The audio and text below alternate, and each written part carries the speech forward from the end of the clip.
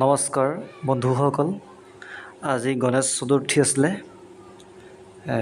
বিদ্যালয়ত থাকোঁতে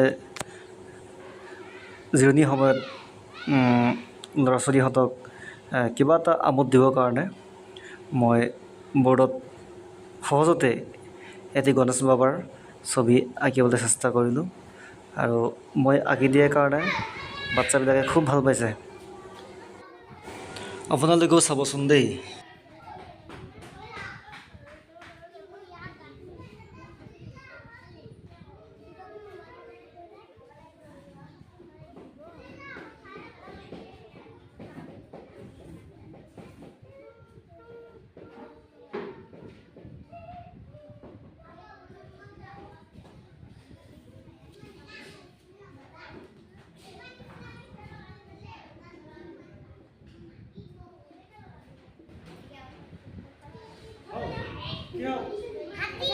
Gimana, Pak?